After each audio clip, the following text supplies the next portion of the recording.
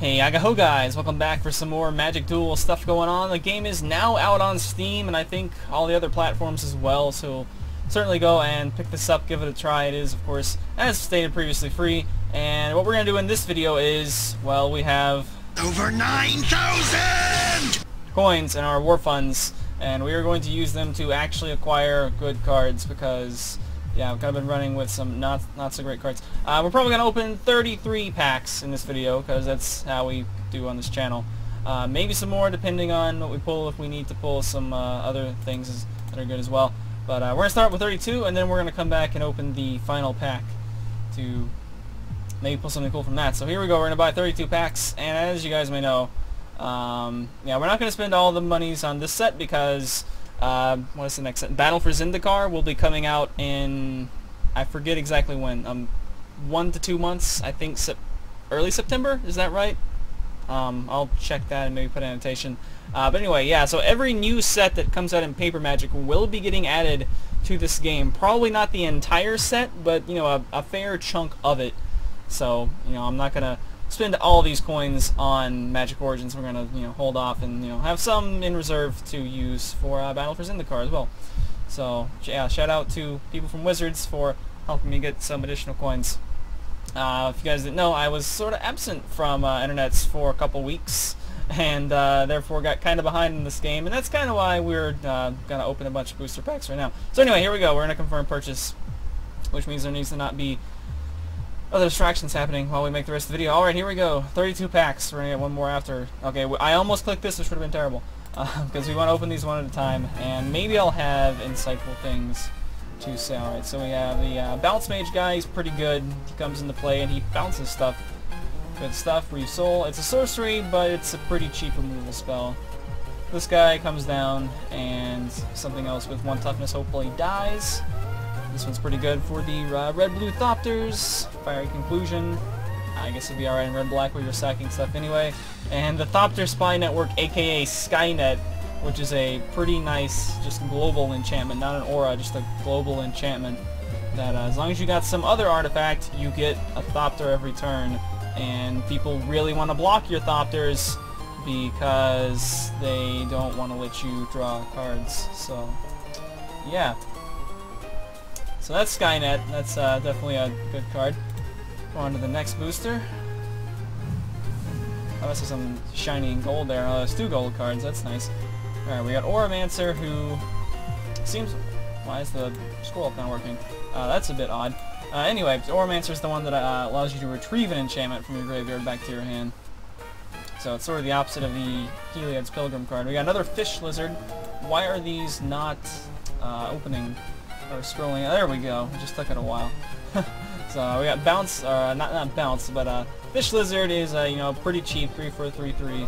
The nice thing about him is he's got flash, so you can just throw him into play on your opponent's turn to surprise and, you know, block something that they didn't think was going to be successfully blocked. And also you get to tap or untap things. So, yeah, by him coming in and untapping something, you know, you can do pseudo vigilance on a guy you used to attack that they thought wasn't going to be able to block. Alternately, he can come in and tap somebody that, you know, they really needed to attack this turn. Lots of good stuff can happen with Fish Lizard. And then there's this fellow who he just grabs actually quite a few things from your graveyard back to your hand. So he goes away permanently when he does go away. But you get back some useful stuff. And here's another one of these cards, which I believe was bugged at some point, and hopefully that's fixed now. So it's pretty alright for mill. It does mill 7, so that's pretty great. Alright, we got a another one of these. Apparently the cards are not wanting to zoom in quickly today, so I'll have to rely on what I remember and I can read that you guys probably cannot. So this fat antelope guy down here, he's kind of the same thing as the Heliod's Pilgrim, but he costs 2 more, so not really worth it. Got an Evolving Wilds, which I don't think I actually had one before. And then this Cruel Revival that was featured quite prominently in Liliana's campaign. And then here's this Jin guy who is, what is that, 5 for a, is it 4/3? It looks like 4/3. I don't know why it's not being able to zoom in, so It may just be a temporary thing, or maybe I just opened too many boosters at one time. But the Jin guy kind of has like super prowess. Prowess is the ability where whenever you do an instant or sorcery, whatever, if something has prowess, it gets +1/+1 until end of turn. This guy gives everything you control +1/+1 until end of turn whenever you cast a non-creature spell. So that would include enchantments and other stuff as well. So that's pretty alright. Moving on. There's like a little gold flash at the start of every one, and it makes me think it's going to be something good. Grasp of the Hieromancer, Disperse, another Bounce Mage. This thing, oh there we go, it's working alright now. This thing that you can put into play, it's colorless mana, and then when you need something, uh-oh, I need emergency blockers, give you some Thopters. This girl's pretty good just because she's kind of easy to forget about, and then suddenly something gets +1/+1.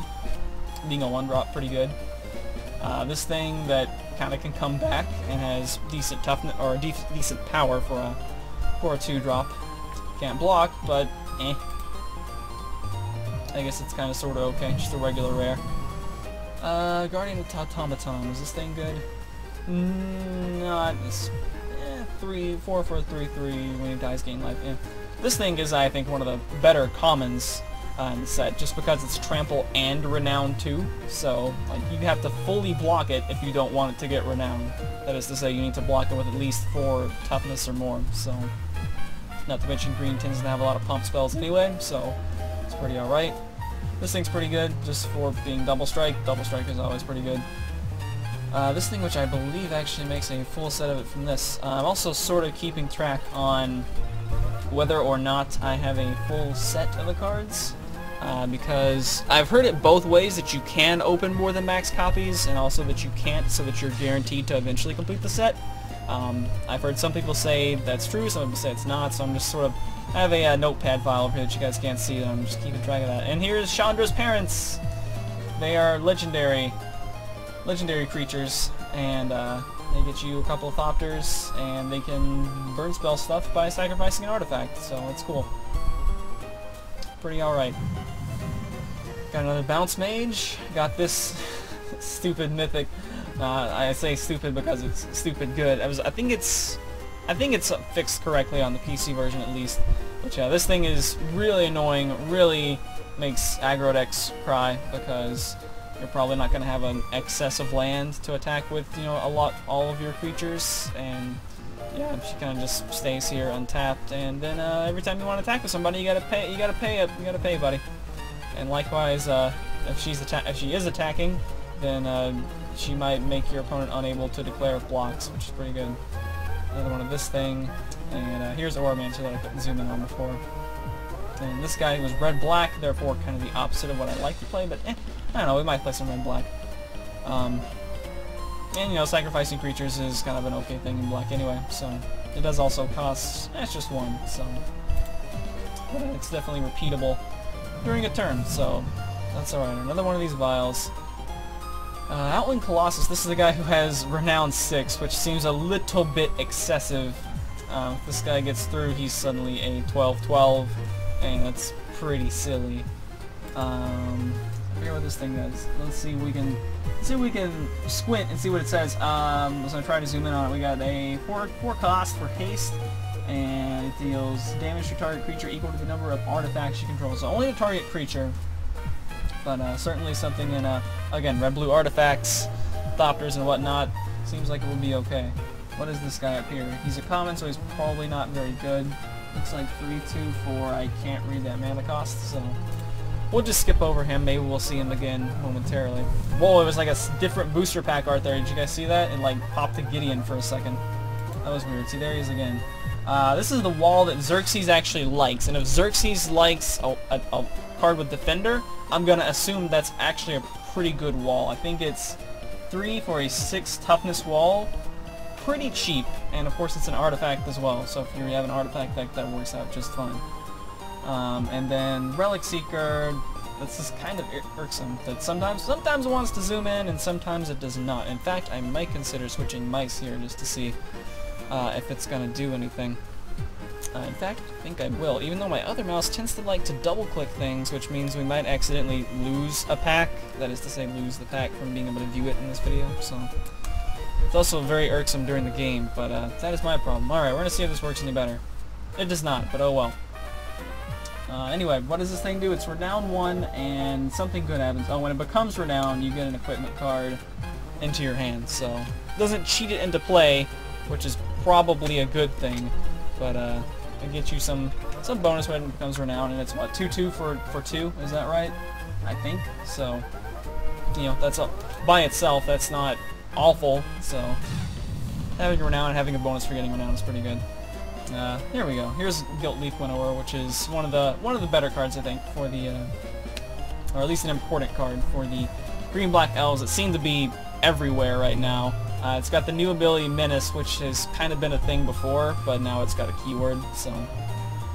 And it just gets to blow up. It's kind of specific. It has to be a non-elf, and their power and toughness have to not be equal, so yeah, it's kind of alright.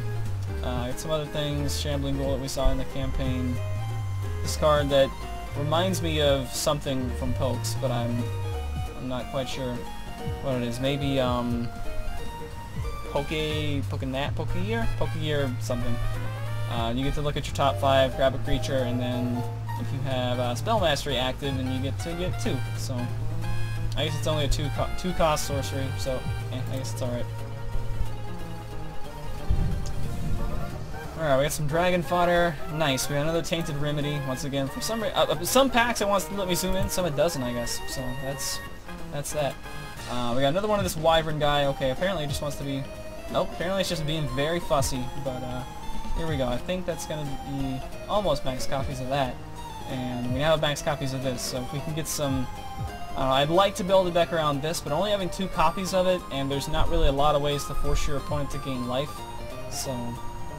I don't know, but definitely it sounds like it could be a fun deck, and definitely glad to pick up another one of these for white blue flying guys. That's definitely very good. Dude, Flash comes in, makes your other stuff stronger. Good stuff.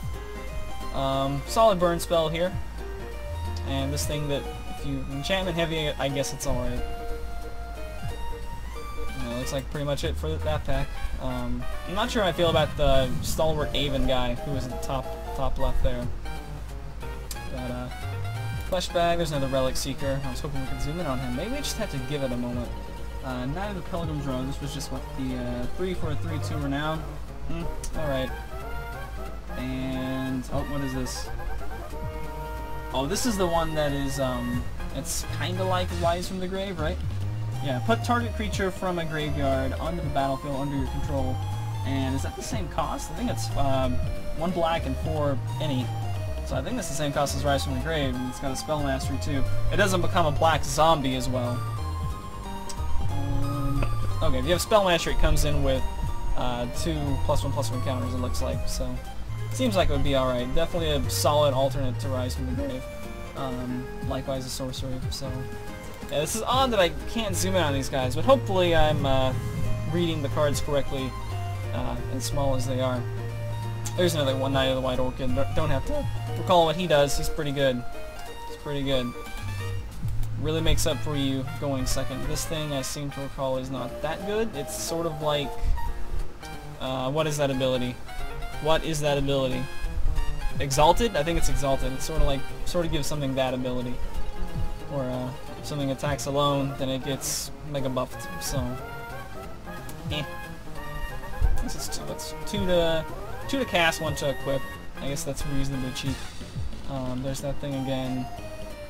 This thing, which is also the Spell Mastery, that kind of becomes okay, I guess. +2, +1 on everything, and Vigilance, so you're not able to use them on defense as well. And then Fleshbag Marauder. Did we see this in the campaign? I can't recall, but he comes in and stuff has to blow up. I feel like most of the time you actually just end up blowing him up with that thing. So there we go. There's another Thunderclap Wyvern, so that I believe makes max copies of those. And there's another Priest of the Bloodright, which, as long as you have a way to remove him, which if you're playing black, you probably have a way to remove your own creature, and if you for some reason don't, well, just, make sure to chump block with him at the earliest available opportunity, and then you can, bring him back with Gravedigger and stuff, and he makes another demon token for you. So, pretty alright. Here's this thing that whenever it comes in, the more elves you have, the more life your opponent loses. So, It says loses life, so not takes damage. I don't think there's anything that makes a note of that in this set. But also, I believe that's max copies of the Wyvern, so cool. That's pretty good. Alright, Botanic Strength, that's a pretty alright pump spell. I mean, one red for +3, +1, and you get to scry 1 on top of that, so that's pretty alright. Here we go, here's this card that I couldn't zoom in on earlier. So yeah, put target creature, yeah, it is indeed a 5-drop. Just grab somebody back from yours or theirs. I had this used on, I believe, a top one free blade the other day, and I ended up using what's the card? Anchor to the Ether. So I put it back on top of its owner's library. So I got it back on top of my library, and I immediately drew it. So and then another counter spell. Here's this thing that's sort of like the Pilgrim, except it costs more, and it's really just for it's 2 more cost for 4 more toughness. So you be the judge if you want that or not. I feel like you probably want to grab your auras early, so probably not. And then here's another one of this nice guy who is kind of nice. He makes your Goblin Arsonists essentially become Perilous Mirrors, able to do 2 damage because it is from a red source. More Fish Lizard, and more of this girl who I rather enjoy. A bunch of abilities, and she has a sword, so it's always good. This guy has to attack every turn, which tends to be a pretty bad thing, so and Chandra's Ignition, which lets something blow up kind of everything else, so it's pretty alright. And we already talked a thing about Fish Lizard. Fish Lizard's pretty cool. It's like the pack wants to disintegrate, and then it's like, nah, I'll just unwrap myself. Alright, we got Liliana, and I can't zoom in on her, which is rather unfortunate. We also got another one of this red enchantment. The neat thing about it does make you attack each turn, but the nice thing is that it replaces itself. What does it say? Yeah, when an enchanted creature dies, you get to search your library for basically another copy of this card and put it in your hand. So, gets to thin your deck out, good stuff. And Tuco Husk is awesome. More Celestial Flares, also pretty good. And, oh, there we go. Now we can zoom in on Lily. So, unfortunately, you can't flip her in this. I don't quite recall what her abilities are, but her abilities are pretty good, suffice to say. I think the first one is like a +2. Each player discards a card. The second one is -X, I'm pretty sure, and it basically lets you grab back something with, I forget if it's power, toughness, or converted mana cost, X or less. So you get to get that back on the battlefield. But anyway, even if you never get to flip her for some reason, which she's got a very easy flip condition, she's still 2 for a 2/3 lifelink, and yeah, when she dies, she not only, she comes back as a 2/2 black zombie, so yeah. So that's pretty good. Well, okay, another, well, whatever. Anyway, Liliana's really good. You'd probably want her in any deck that has a significant amount of black in there, in this game. So there's some more Flesh Bags, more Bounce Mages, more Wild Instincts, which is sort of the removal for green with the fight mechanic. Shadows of the Past is really good. And Exquisite Firecraft, which deals 4 damage to target creature or player, and its spell mastery is somewhat minor in that it just can't be countered, so could be relevant, could not be relevant, but anyway, Shadows of the Past, probably the big winner from that pack right there. It's pretty good uncommon. Got another one of these big fat demon guys who he likes to see stuff die and give you cards in exchange for losing you life. And then this is the one that's got Renown too. It's reasonably cheap, but if it's not yet Renown, it's not so great. So another one of this thing that has haste. This thing has flying prowess, but it's 5 for 3/3 flying. Prowess is nice, but I don't know if it's worth, especially being double blue. If it was single blue, maybe, but eh. Another one, this Prison Warden guy. We still can't zoom in on this poor vampire guy, who I want to see what I can't. I think it's 3/2.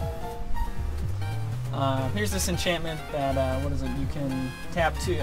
Actually, there's 2 guys here who both say tap 2 untapped artifacts you control. This one can make a creature unblockable if you tap 2. It also comes with 2 when you cast it. It's pretty great.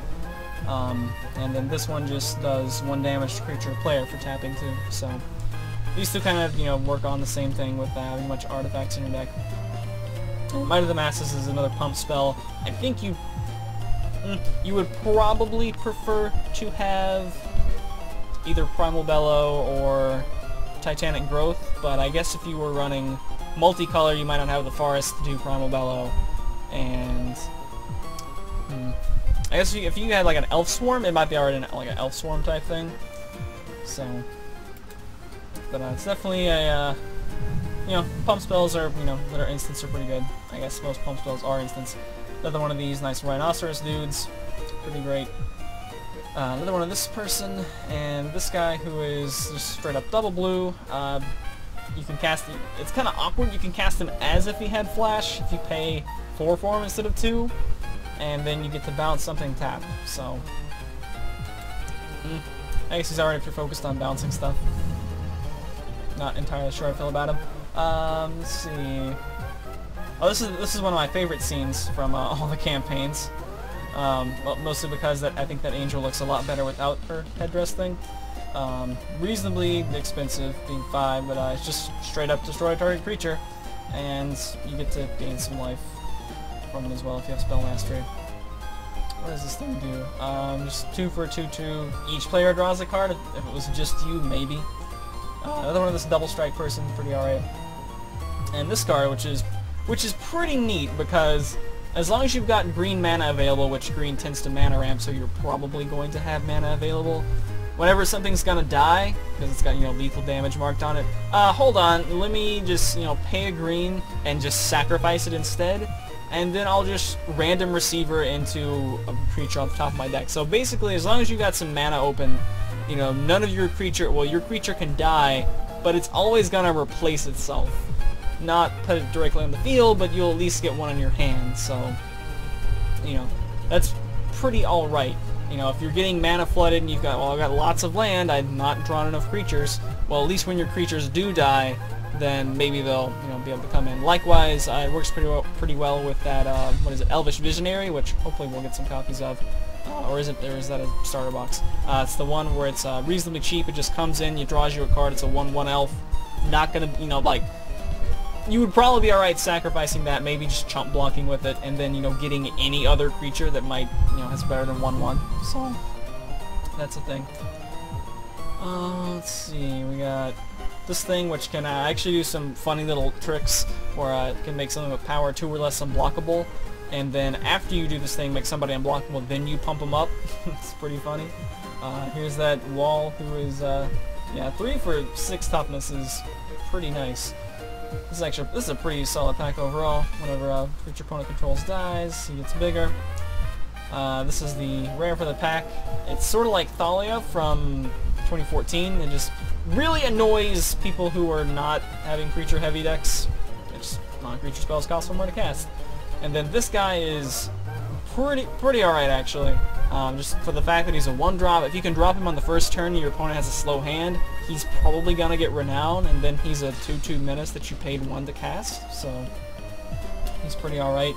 Definitely for like a red deck wins, he's... Or you can probably get him out there turn 1. It's pretty alright. That should be max copies of this card now, which we'll have to see how that... There we go! There's a Languish. Languish, according to Boss and many others, is really good because it's just board wipe city, because not a lot of stuff has sufficient toughness to live through Languish, and yeah. So plus it's a crocodile, like it's pretty cool art anyway, right? Everything just gets -4/-4, just gets through a lot of nice stuff.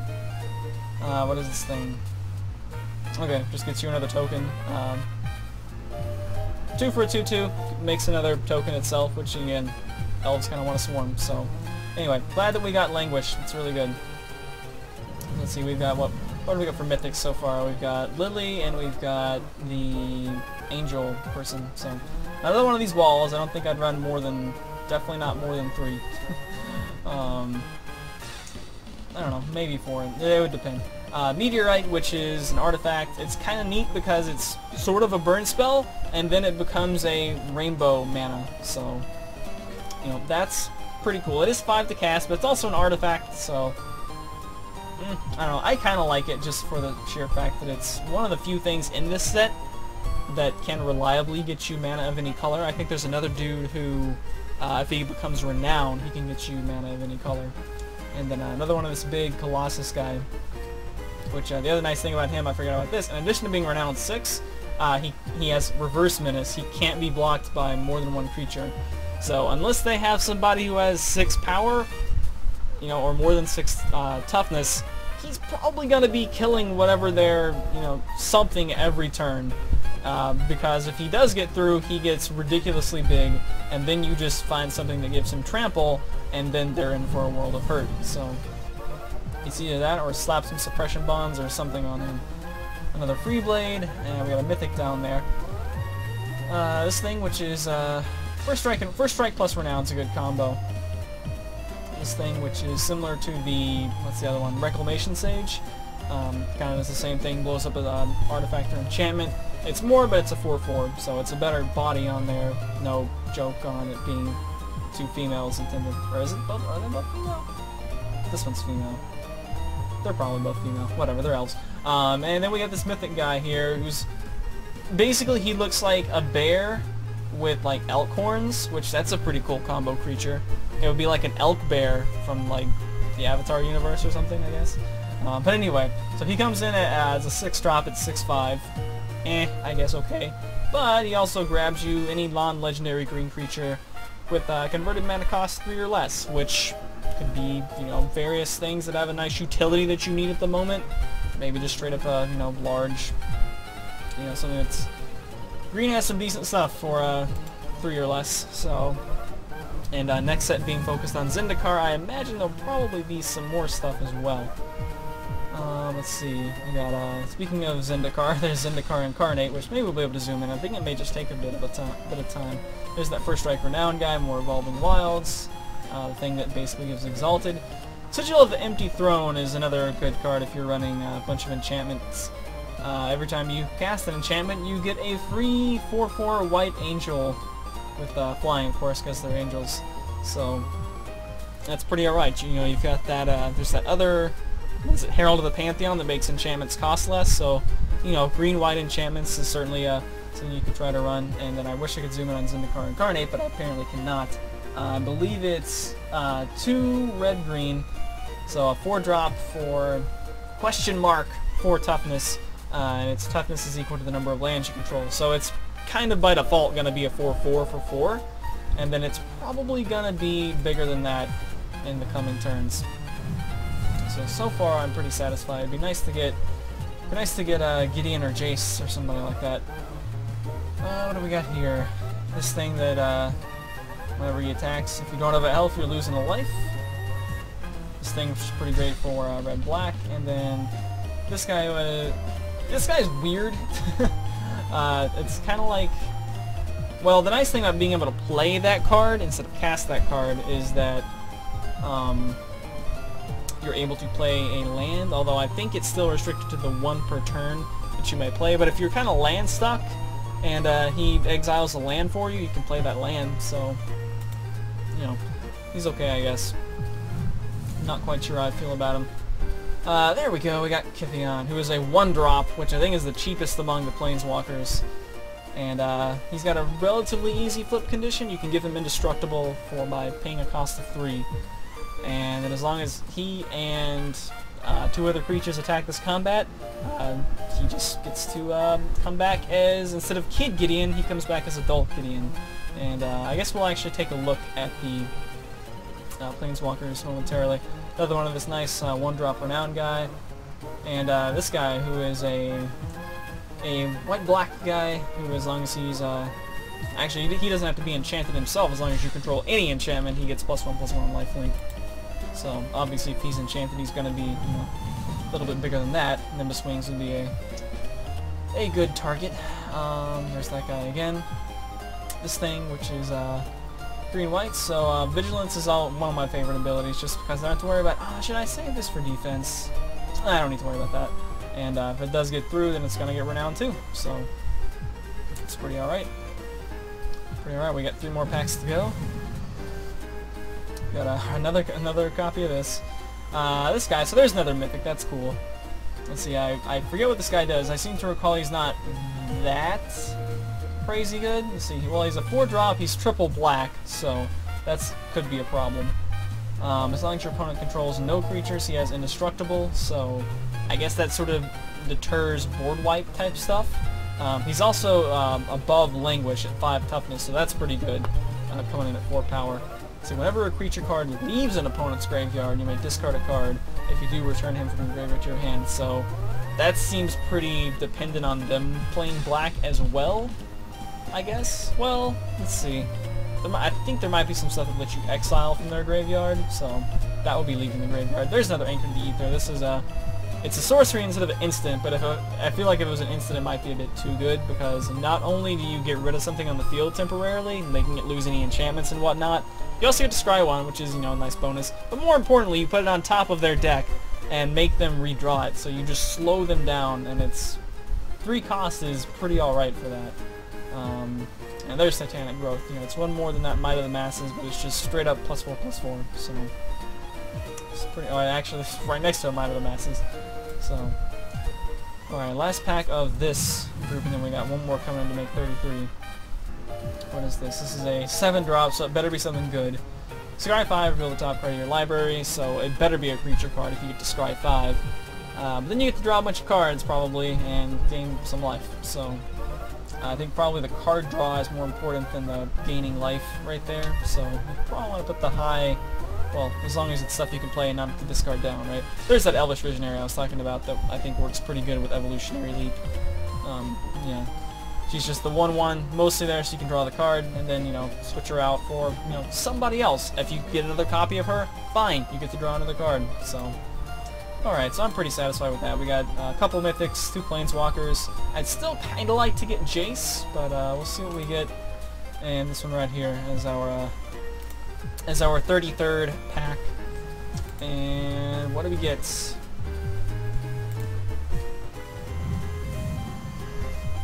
Get a well, we got a Chandra, so I think that makes, yeah, that makes me having everybody except Jace, and my favorite color is blue. But Chandra's pretty okay as well. So she has some, she's the toughest to flip, but you can flip her in, you know, various ways. Now you need to make sure to deal the last point. She has to deal 3 more damage to target player this turn. So ideally, what you want to do is like attack with her, cast another red spell, main phase 2, untap her, and then use her ability to tap to deal a 3rd damage, and then you get to do that. But you have to tap her and use this ability in order to activate the flip effect of bringing her back as a Planeswalker. There's Zendikar Incarnate, which Zendikar, given that the next set is Battle for Zendikar, presumably there's going to be, you know, some more Zendikar stuff in there, as well as some Eldrazi, although thankfully no Annihilator, so at least it doesn't seem to be. So that was definitely a good 33rd pack. So we got all the Planeswalkers except for that, and I don't believe we opened overmax copies of anything. So yeah, I don't believe we did. So that's pretty cool. Alright, as you can see now we got a bunch of new cards. I believe one of the filters is for only new cards, so that's pretty great. We will take a peep at the double face cards now. So here's Gideon. We already talked, or Kidian, as some people like to call him. And then here is non-Kid Gideon. So yeah, Gideon's kind of weird because he doesn't have an ultimate ability. All of his stuff is, you know, 0 at best.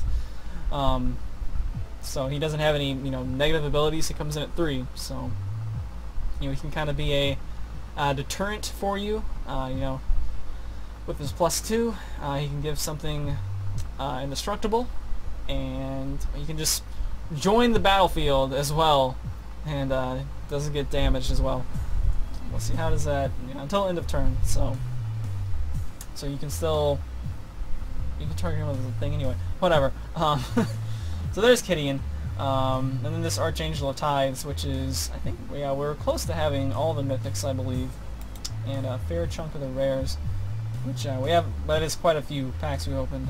So we didn't get Jace. We did, however, get Liliana. And let's take a look at Liliana wherever she is. Skip by her, apparently. There you are, Liliana. See, I like young Liliana with the white mage outfit. But anyway, non-white mage Liliana. So yeah, we got those 2 abilities right. Her ultimate is you get an emblem with whenever a creature dies, return to the battlefield under your control at the beginning of your of the next end step. So emblems are just like these global things that go on you and say, I have this ability that is just me. So there you go. Even if the Planeswalker goes away, it's just they're just kind of stuck there. Like, that is a thing until the end of the game anyway. I'm pretty sure they do not carry over to best 2 or 3 or anything like that, but that's kind of irrelevant for this game anyway. But yeah, so you can just suicide in with everything, and then everything comes back, so it doesn't matter. Let's see, we got Chandra somewhere. We also got Chandra's parents, that's pretty good. And let's see what Chandra does. So she can deal at a +1. She can deal 2 damage. Is what I'm trying to say there, to target player. But you have to pay 2 if you want to deal it to a creature. And then her ultimate is requires 7, so it takes a little while to get up there. 6 damage to each opponent, and if you dealt damage to them at the beginning of this upkeep, if your upkeep this is basically you get to give them a burn condition, so that's pretty alright. So there we go. There's all that. So now that we got some better cards, we'll be able to make some better decks, and hopefully actually make some, you know, real videos, maybe do some 2-headed giant with Xerxes and the crew if my connection wants to permit that. And I guess since we looked at the other Planeswalkers, we can also look at Nissa, who was somewhere in here. Nissa was the only one I had going on for a while. Where is Nissa? Oh, Nissa's not new. That's right. So anyway, I believe we got the other green mythic. We got, what is the other red mythic? I forget what the other red mythic is. I don't think I got that. We got the other black mythic, which was the Titan, and I don't think I got the Mage of the Ring, which I think is the other blue mythic, but we did get the, okay, so I think I'm missing two mythics in there. No, 3 mythics counting Jace, so there we go. Could open some more packs. Probably going to try to save most of the stuff for Battle for Zendikar, because that's going to have some Eldrazi stuff, and I have to admit, while Annihilator's stupid, I do kind of like the concept of the Eldrazi, so I'm kind of going to be saving some coins for those, but we certainly have some good stockpile here. So that's been this, and hopefully we'll have more substantial videos coming up soon. Later days.